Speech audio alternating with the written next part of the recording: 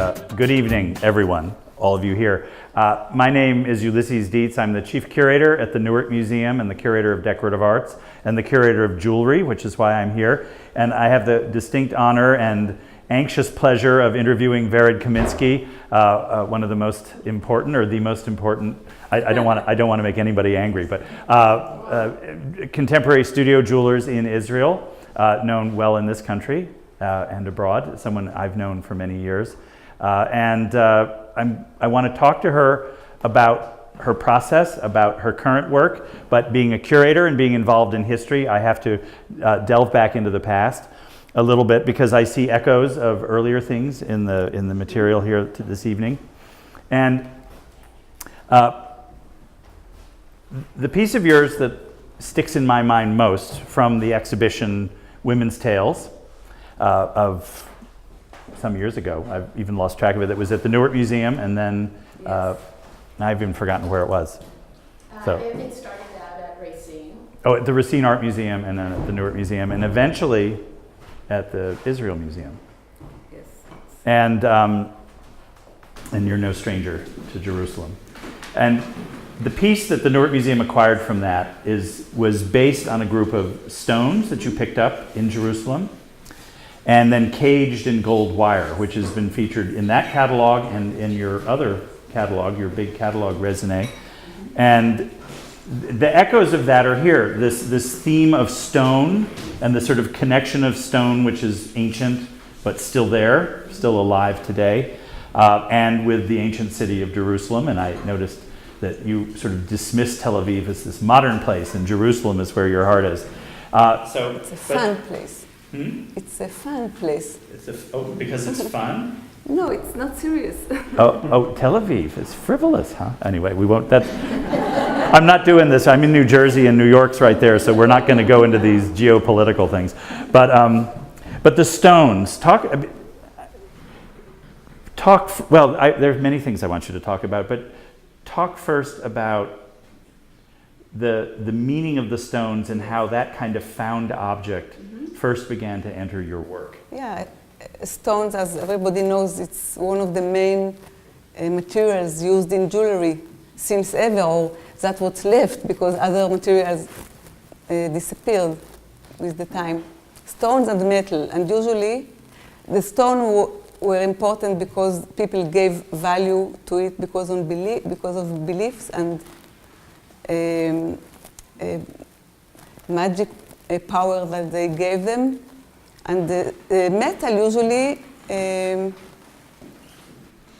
stay there. I'm going to grab things gently because I'm a curator and I know what I'm doing, right? Yeah, for example, as you were saying that, so the lapis lazuli and the turquoise, both of which are associated with antiquity. It was very important in Egypt. And as was turquoise. Yes, and they brought it from Afghanistan, or it was not there. They bring it from other places because it was important, because, I don't know why, but I imagine because belief of God, which is in the sky is blue, or things like this, or the water of the sea, and the shining of the gold, which is the sun, maybe, on earth. So in ancient Egypt, but in Tibet, in Hinduism, all at the same time, all these stones mean actually the same thing to all these different cultures. So that's the nerdy curator speaking. For example, these eyes which you see here and there in my work, the blue eyes, which are sign of protection of God. And in the Middle East, we don't have blue eyes, but we still have this magic eye that protect us. Because God is in the sky is blue, or something like this. I don't know. I don't know if anybody knows exactly, but.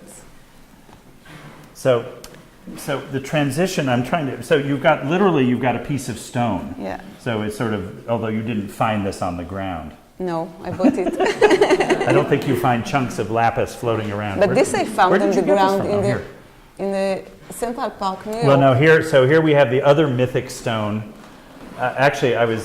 This is a very classic stone that everybody who lives in New York should know. This is Central New York schist. This is what all the boulders in Central Park are made out of. And it's also related to the kind of stone that a great lot of early Indian sculptures are made out of. It's very hard and it doesn't wear away. It lasts forever. It doesn't It's hard, but it's acid not. rain. But it's not strong. It's brittle. It shatters because of all the whatever that sparkly stuff is. So what's so how did you make the step from stones, the sort of most elemental jewelry material, to this the cement and concrete The cement material? is a replacement of the stones because you can use it easily, as in houses. You use cement, you use concrete because you can cast it instead of cutting the stone from the heel, and it's hard work. So these little Star of David brooches I love because they feel like terrazzo floors, and that's what because it's something that's very commonplace in the newer building. In Israel, every house has them. And as I was saying, these are very big in places like Miami and South Florida too. These terrazzo floors are very modern, are very sort of post-World War II. And so, but how does that differ from pieces like this? Now these are, you explained the process of these. These look like tessellated floors. And this is an ancient pattern that goes back, you see it in Rome. We see them a lot in Tel Aviv, this kind of floor tiles. But done in stone? Yellow. No, not in stones, in concrete. Oh, done in concrete in the same way. And this is cement. Yes. Is this the same material on the back? Yeah, this is white cement with pigments, and this is gray cement at the back. And so this is sort of reflecting the stones that you pick up off the ground or buy. There is a big process that's missing here. But anyway, I came back to concrete after many years that I didn't work with it because I tried to make sand in the bottle, like you see in the bracelet. Oh, there? Yes, I want to get to that, but I'm too far to walk over there, but I'm not can quite ready here. to take one, Here, so hold here. one there. No, it's here. Well, this is a fragment of one. So actually, hand me one then, Patty. Because it's the same meanings. People sell it. Because this whole series is the sand in the bottle series. Yes, but usually the Bedouins sell it in the desert where they produce them as a souvenir. So this is inspired by those souvenirs, yes. which cropped up for the first time in the 19th century at World's Fairs. Yeah. And I don't know if they came from Palestine originally, from the Holy Land, for American tourists, but you could buy these scenic landscapes in bottles, and they still exist from the 19th century. And I've never quite understood how they were one of these curiosities that were huge tourist attractions 150 years ago in the United States. But they were imported from the Middle East, and so that's what. Are they still being made? Yes. Is this something that's still going Jordan, on? I know they're doing it. So in this one, you've got.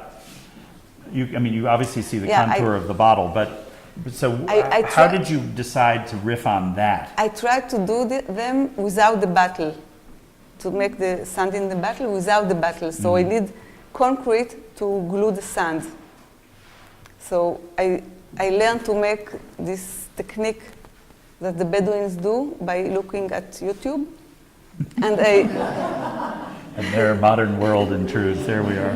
But I went to the desert to collect the sand of different colors, and I tried to do it, and it was very hard. I tried different techniques, not only the same technique they use, because when it's concrete, it doesn't work the same way. So it was very difficult. So I tried to do it flat, like the floor tiles, and then bend it when it was still soft. So it's all changed. It's not easy anyway. But then I understood that what's the drawings on these battles, the drawings are landscapes of the desert. And I understood that it's not really a landscape, it's a drawing of a landscape, which is the reflection of what's surrounding where you are standing. And then I understood that what I'm doing many years already, it's a reflection of our surrounding. Like the bracelet of Leonora. You see? I see. with the faces, it's like mirror. Because when I made the group of the bubbles soap, the soap bubbles, it was also has effect of mirror. So you see your face, like you see it here. I see. Yep. So it's Reflection. a mirror image, and sort of Yeah. this is a 360-degree view Yes. turned inside out. Yeah, in a and sense. the horizon is here at the middle, instead of around you. So, but when did you, now? I'm tripping over my own questions because Yes, I have sorry. several I want to ask because I want to say know that other I know things. that these because there's the sort of landscape issue and I love these because of that landscape thing. So should we go there first or should I go back over here onto these more scenic ones? So I actually I'll just grab this because I thought these were so funny. They looked so familiar and I could, this is a kind of a landscape that isn't about the desert. This is very much an urban landscape. Yes. Because you explained to me that these are traffic islands Yes. in the middle of the intersections. And of course, It's I a joke. instinctively knew what they were, but I couldn't quite put my finger on it. And I love that idea because that's pretty, It's a joke. it is. It's so, We play, as much we of play modern with urban sand life here. is. So to go back to I'll try not to fall over my cord. I'll shuffle gracefully over here. So dealing with these, let's look at these sort of mandala-like pieces. Yeah. But so you were telling me that the process involved in these, and I have a purpose in asking you this. It's not random. I'm now all tangled up in my cord. I have no idea where'd it go. Oh, there. I just don't want to fall or, well, I don't know, let's try not to fall. Because what this was about is the process, it's almost like a cloisonne process. And the reason I was intrigued by that, of course I'd find one that actually looked more like it, but this, which is like a tile floor pattern, Yes. all done with these very finely put together. This is silver, Yes. and this, of course, to me evokes the work you were doing back when you were a student in Paris, where you were starting Yes. out, when you were learning this sort of very precise, kind of obsessively precise, which I love. That's really very me. Metal work, and that you actually use this as the template for these inlaid concrete pieces, cement pieces, and then you pull it out. Not always. Sometimes yes, and here, for example, I did it without a frame. Just put the So hand. this is just freehand. And Freehand. now, Exactly. how do you color the different sands or the With pigments. So these are, and so this. Wait a minute. Now I'm confusing myself. So this is. Are these pigmented as well? No. So these are the natural sand materials, but these are pigments Yes. that you've mixed into the cement. Yeah. In India also they put pigments when they do the mandalas. Well, yes. Oh, so but this is yet another. We've already referred to Tibet once here. So this is the idea of those sand mandalas, which Yes. are kind of ancient but ephemeral, which I've seen, Exactly. I've witnessed being done right here in New Jersey. Really? And so you're doing this but you're not. It's Literally made, doing it's it with made loose like sand. this. Backside. I put drops of colored cement in different places. I wait a little bit, I put more, and then I cover it with gray concrete with the pins. Without messing it up? I can wait. I can wait even a year and do it later. So you let these set, so they become somewhat solid? Maybe I don't really remember because I did it in so many different ways and different time. It's like cooking without the recipe.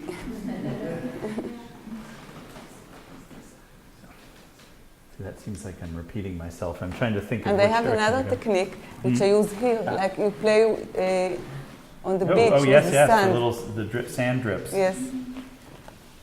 Now, do you do anything to this, or do you Yeah, fire I this? did or it do you- exactly. But you No. let it dry? This I is put just it dry? on sand, so when I dropped the concrete, it became hard very quickly, exactly like you do on the beach.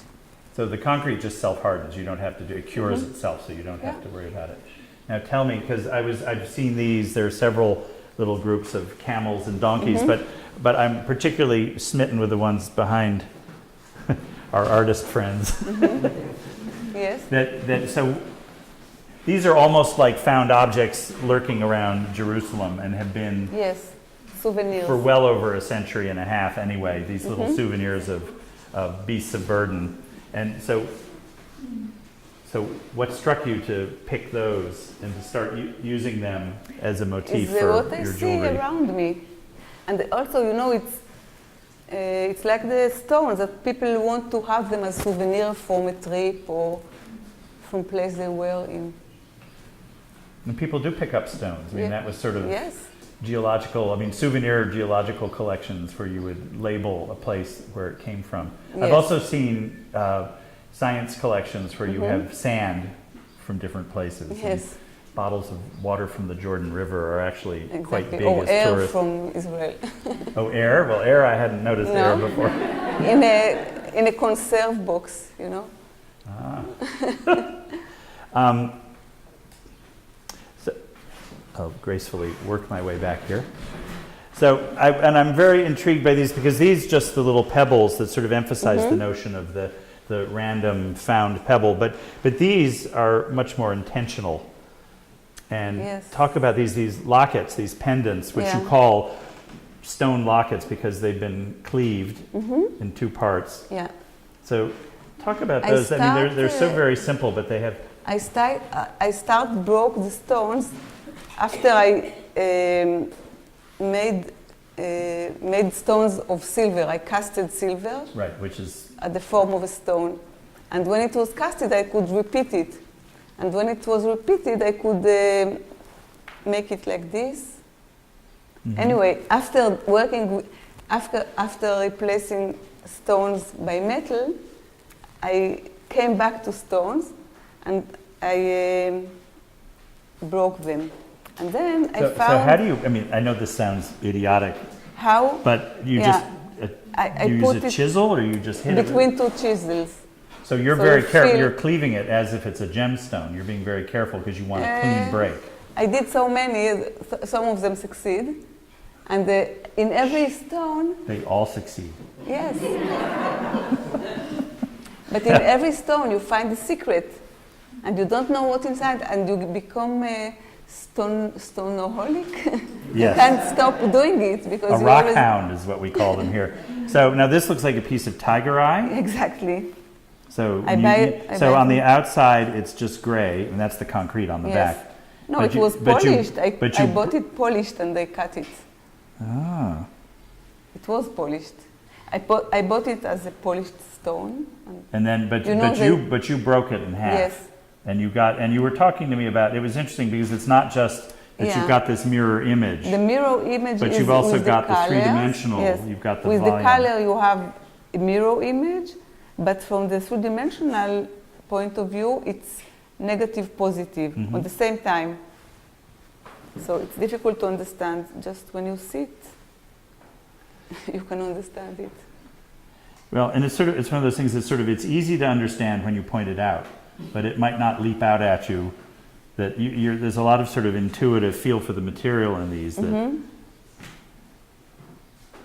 I'm not sure most people think of when they kick a pebble across the street as they're walking around.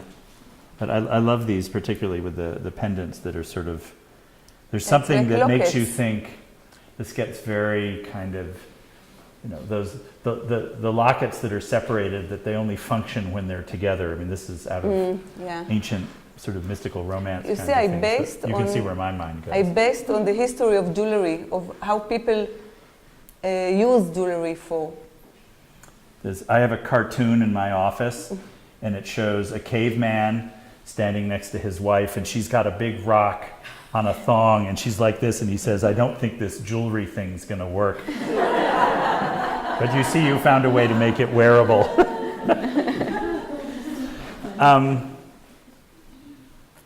Is there anything else you'd like me to point out and ask you about? I I'm just trying to think. want to- We've covered a lot of I- ground, but I'm not sure it's been coherent. But then why be coherent now, so late in my career? These two, now it was interesting, you talked about using the frame. the framework and these two pieces. Yeah. So I use the frame as we do in the floor tiles, and here I could get it out, and here it was stuck in the concrete. Because So I it left was, once it was the, too small. The cells were very small, and the concrete didn't go out. didn't want to leave. Yeah, exactly. So you And left also it in, and those- do you polish the surface afterward? So Mm-hmm. this is, so that becomes like a cloisonné enamel then. Exactly. It's the same. It's exactly the Where same. did I get these? These there.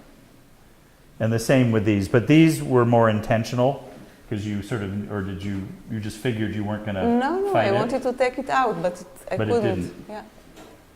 And yet it's beautiful. It's a nice effect. It's one of those happy accidents from working. And that reminded me, because that's when I went back to this. So this was really then just intended to be one of your metal pieces with a little bit of this terrazzo Yeah. floor in it. Yeah, it's the form of a flower, which is also interesting because why people decorate themselves with flowers, why they think flower is beautiful.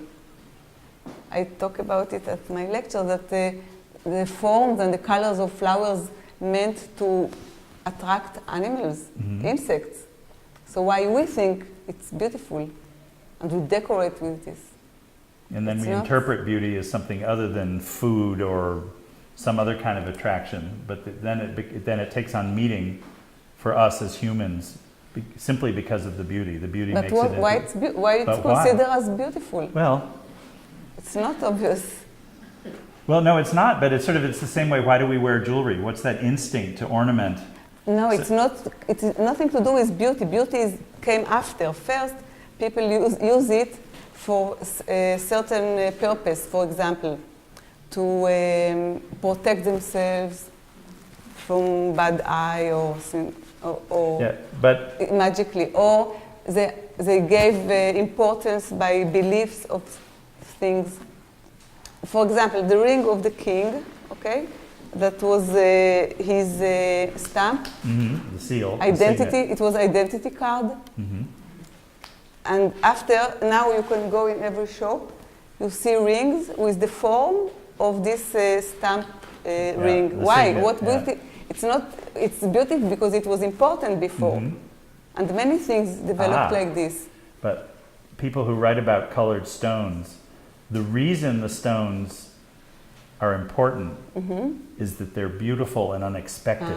So the beauty is what starts it. And I heard someone was talking about finding That I rubies, don't know. and he said the first person who found a ruby crystal in a riverbed thought it was magic from the gods, so that made it instantly important and magical. And then, so the beauty so of first it was... the beauty, but why? So that's like chicken and But the egg. no, I don't think so because everything considered as beauty if it's for survival. But this is not for survival. Why we think it's beauty? Well, I don't know. I didn't sign on to do philosophy. But no, Me neither. because it is interesting because humans are the only creatures who intellectualize the idea of beauty, and we assume that flowers are beautiful for us. But in But fact, the bowerbird, the bowerbird. I was she thinking brings of that. blue stones to show her partner. Yeah, and they're well anyway.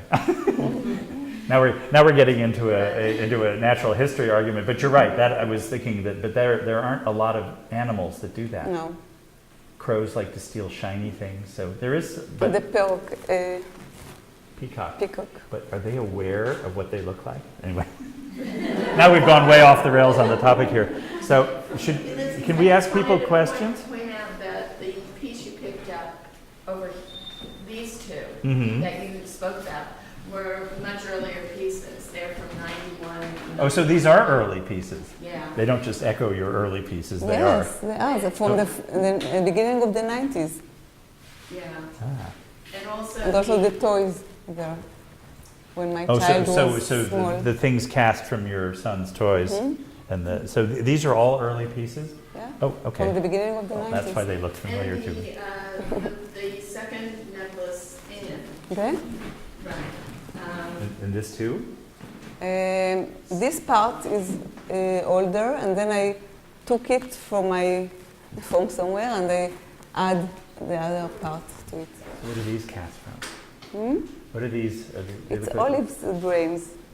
They are olive pits. Yes, That's you what I know, in thought the they were. old That's city, great. you can find the beads necklaces made of olive grains, and you can find also necklaces, bead necklaces with only the wood shaped as, you know, just Right. round, like.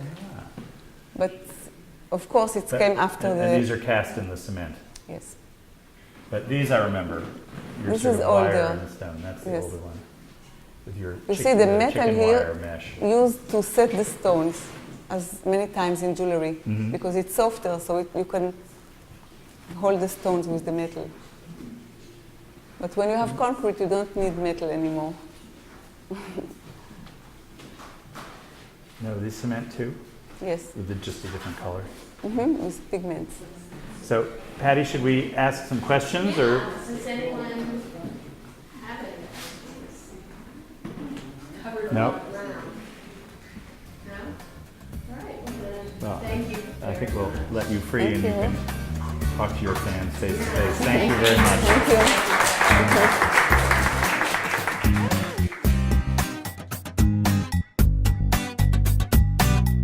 I was at her lecture at Brooklyn Metalworks the other night. So after hearing her lecture, it was really great to see the work here. She just has a lot of input, and she uses all of the input to do what she's doing. One of the surprising things is how light everything is, even though it's made of concrete and sand. Everything is very, very lightweight, so it's very easy to wear, and jewelry is very important. Yeah, I think Vered is a master of her craft. I'm amazed at what she sees and the vision she has for what she sees and how she can make such beautiful pieces with found objects, as well as making something that looks like a found object. It never occurred to me to make fractures of stones or take cement and make it into something so beautiful the way she does. I think it's just absolutely phenomenal. The range of work that she has here, as I was just saying that this one piece here in particular reminds me of a Japanese print. I'm seeing so many different things in each one of her pieces. I never would have thought that that was a traffic pattern. It looks more like a dartboard to me, but it's just absolutely phenomenal. I think the work is amazing. I love the feel. I'm a very tactile person, so I love the different feels, the different textures that her work has. So this is a piece from a show that Vered had that was showing at the Newark Museum, and I fell in love with the piece because her ability to work with such fine metal, solder it together, and make faces. I've never seen anyone do such incredibly detailed work with soldering, and I had to have it because I was so impressed with her level of expertise in handling the metal and also making beautiful expressive faces.